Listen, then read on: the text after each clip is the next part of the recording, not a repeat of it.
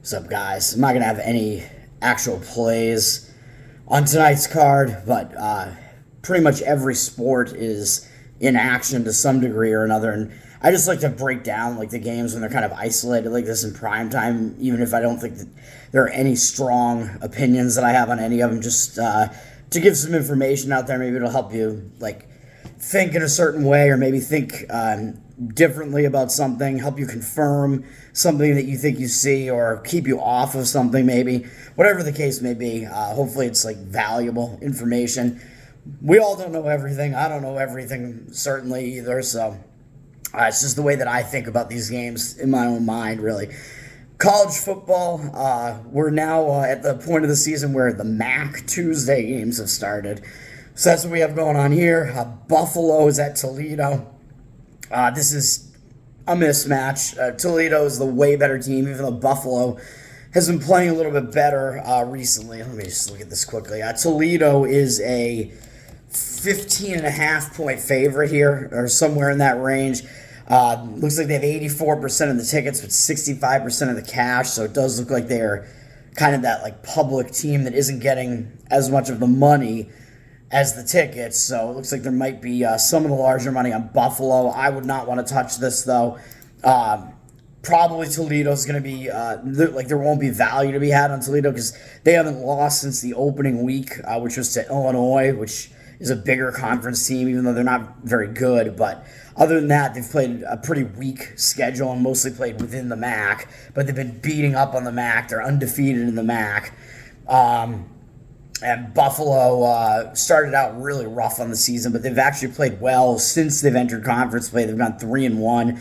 Both of these teams had this Saturday off because the scheduling gave them the Saturday off so they could play on Tuesday instead. So they each played the previous Saturday, which I think is going to be the case with all of these MAC teams that are playing tonight. Buffalo's coming off a nice another win at Kent State, a pretty dominant win. So that was this is going to be their second straight road game now. So you might say that win was a momentum builder, but you might say a second straight road game is also kind of a tough spot to be in. But they should be up for a game against Toledo, who's like the top team in the MAC. And Toledo is coming off a big win, though, themselves against Miami, Ohio, who's the top team in the MAC East, Toledo being in the MAC West, but that was still like a battle. It was potentially a MAC title game preview game, so that was a big game for both teams. And Toledo came out on top there, and that was Toledo's third straight road game, and they won all three of those games on the road, although the other two were against UMass and Ball State, who aren't good. I'll mention Ball State in a minute. Now Toledo comes back home after that long time off.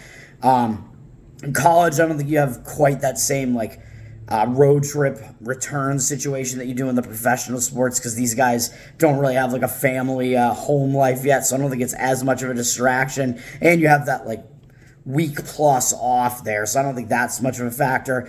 But I don't know, if I was forced to give a lean on this, it would slightly be to taking the points with Buffalo, just because I don't think that there's going to be value to be had on Toledo, who everybody knows is a much better team, and they're leading the MAC, and they're coming off a big win over one of the other top teams in the MAC. So that's the way I look at that one. The other game I think maybe is a little bit stronger in my opinion. Northern Illinois at Central Michigan. Northern Illinois has gone up from 3 to 5.5 on the road, but it looks like they have 82% of the tickets and 81% of the cash. So something has driven the number up on them, but it looks like there might be some buyback now going the other way, and that's the way that I would look. I would only look to take the points with Central Michigan in this one. It looks Northern Illinois is certainly the public road team in this case, and it looks like they're getting less of the money than the tickets now. The over-under on this, the total has also gone down from 51.5 to 45.5, so it looks like big money has pushed the game down on the total, which also makes me want to look more towards the underdog here, because those points are going to be worth more. Central Michigan, they're coming off kind of an embarrassing loss at Ball State, who had been winless in the MAC, and that was their first win. Central Michigan was a road favorite in that one of 5 or so, and they went in and they lost that game. pretty embarrassing. Like I said, you don't want to lose to one of the bottom teams in the conference. Central Michigan being kind of in the middle of the MAC. Central Michigan, I think, has played a little bit of a tougher schedule maybe as well, because they played Michigan State, even though we know that they're down. That's still, like, it's a Big Ten team, and that was to open the season. Even though it was a little brother, big brother situation, Michigan State handled them. Central Michigan won at South Alabama, which is a pretty decent win. South Alabama, not a bad team, and has a lot of returning players from their bowl season last year. And Central Michigan lost to Notre Dame, which you can't really fault them for that either, on the road. And they didn't really get totally destroyed in that game either. They put up 17 on a Notre Dame defense that's been quite good, so that's not really embarrassing either. But now this latest stretch of games where they lost to Buffalo really badly, beat Akron barely, which Akron still doesn't have a win in the MAC and is one of the worst teams in the MAC, and then lost at Ball State, also one of the lower teams in the MAC. Something's got to give here, and Central Michigan's probably going to want to turn this around. And what better situation than coming off that embarrassing loss, and you got Northern Illinois coming in. I think in this case, both of these teams also haven't played since Saturday the 21st, just like with the other MAC game. NIU, Northern Illinois is coming in. They've won 3 in a row. And one of those games was a pretty decent win over Ohio, who's one of the better teams in the conference. Last, they beat Eastern Michigan, who isn't quite as good, but now they have to go on the road again after those 2 wins, which that might be like a momentum stopper. You get kind of this extra time off, and you have to go on the road to Central Michigan. So I don't think it's that great a spot for Northern Illinois. I think it's a better spot for Central Michigan. I would only look to take the points at home there with them, 5.5. NHL, we got 2 games. Los Angeles Kings at Toronto. Toronto's gone down from minus 166 to minus 150 on the money line, even though it looks like they have 72% of the cash and 62% of the tickets. So it looks like the higher percentage of cash somehow on Toronto, even though the number's gone down on Toronto. And if you look at this, both of these teams are in a bad spot. And I think Toronto is probably in the worst of the 2 spots here. Toronto's coming home from a pretty long road trip. I think in most of the cases with these NHL games, maybe all of them, I think all these teams last played on the 28th, I want to say. So they've had 2 days off. So Toronto had a road trip where they started down in Florida, kind of went up, they went up to Washington, then out into the Midwest, I guess if you want to say, or Midwest, South, Dallas and Nashville. So I guess the South again still. So they had a 5-game road trip. They went 3-2 on the road trip. Lost the last one to Nashville, which I thought was a bad spot. That was a game where I took Nashville, and Samsonov was in net for Toronto in that one. I think Wool will be back in net for them tonight. He's the better of their 2 goalies. With multiple days off, they'll probably have him back in net here. So that's one advantage for Toronto. But coming back from that road trip, I think, is not the greatest scenario. The Kings are probably a team you're not going to completely overlook because they're a good team, a playoff team, even though Toronto has Boston next, which is an in-conference game and more of kind of like a rival to some extent. So that's an even bigger game than the Kings one. So I don't know if there's really going to be like a look ahead. Probably not when you have, like, when you're coming off a loss and you have a decent team coming in. But even so, I don't really love the spot for Toronto there. LA has had the same amount of time off, but they're starting a road trip, which I think might be more of a positive. Because their last game, they lost in a shootout to Vegas, the returning champs. So that was a big game, a tough game, and they wound up losing really tough. So if they were playing again, like right away, I would look to go against the Kings. Still, I don't think it's the best spot for the Kings, but if anything's going to make the spot a little bit better, it would be to have multiple days off and to get out of town and go on the road to start a road trip. So Toronto returning from a road trip, LA starting a road trip.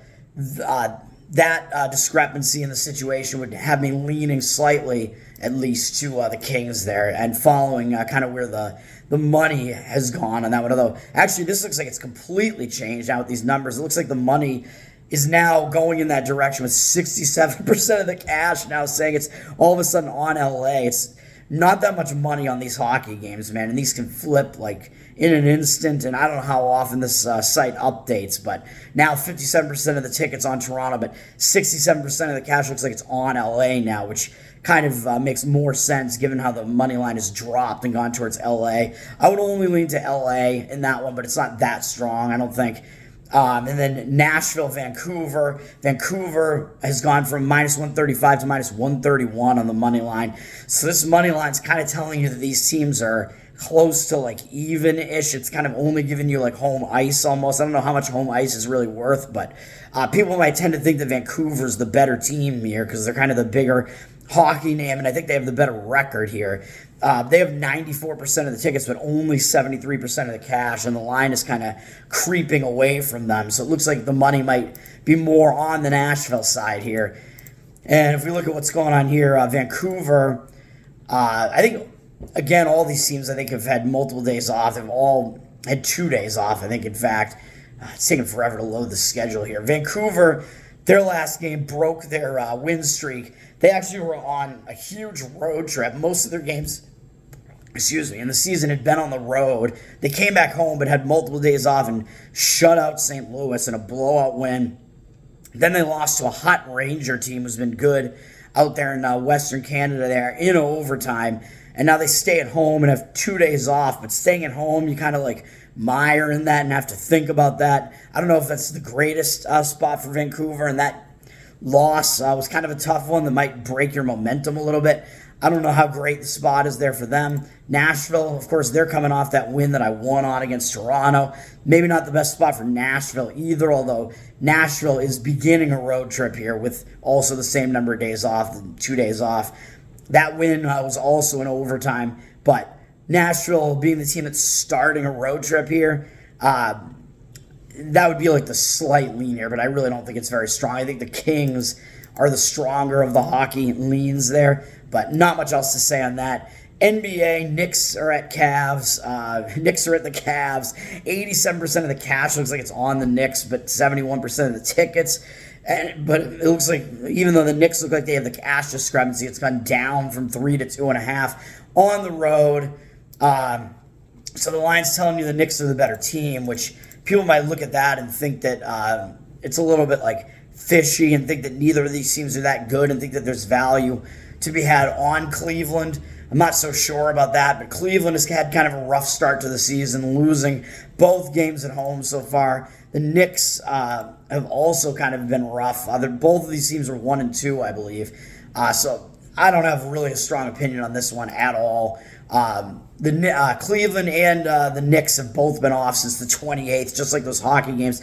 And this is a weird situation where the NBA does these home and home things. So these teams are playing in Cleveland, and then tomorrow they're playing in New York against each other. So this weird back-to-back situation.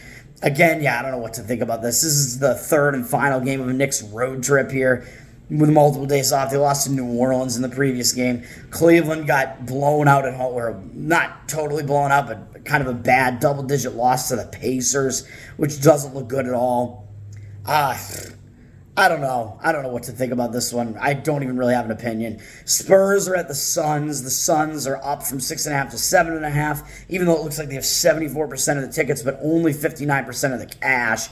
So it looks like the Suns are certainly public. Everybody knows they're the better of these two teams. Playoff team last year, stars on this team, etc. Even though it looks like the numbers gone up on them, it looks like maybe more of the substantial money is going against them. And in this situation, again, I think this is a situation where both of these teams have had multiple days off. Phoenix is coming off beating Utah at home and now have 2 days off. That was a big win for Phoenix. Well, kind of. Utah's not that great a team, but they won by 20-something, even though they were coming off tough games against Golden State and LA and then had to return home. But it was their home opener. But they showed up and they pounded Utah. And now they've just been sitting around kind of idle, staying at home. And now they have this weird back-to-back where they're actually playing San Antonio twice at home today and then Thursday. So the NBA does these weird scheduling things now where they schedule the same teams against each other in back-to-back situations. San Antonio's coming off a blowout loss with one fewer day of rest. They started their road trip and got blasted in LA after kind of a dramatic, tough overtime win over Houston, their kind of in-state rival there. They played both of their first two games against their in-state rivals in Dallas and Houston, and then went out to LA and got rocked. So I think maybe San Antonio, there's probably only value to be had on San Antonio here because they're coming off a horrible 40-point loss to a Clipper team, and Phoenix is coming off a blowout 20-point win and have played like the better team so far. So everybody knows Phoenix is the better team. Probably not value to be had. Maybe they're a little bit overvalued here coming into this situation. So I would not want to be on the Suns in that one. And then Magic are at the Clippers. Clippers are up from 5 to 6.5 or 5.5 to 6.5, and they got 75% of the cash, but 68% of the tickets. It looks like it just moved a little bit there.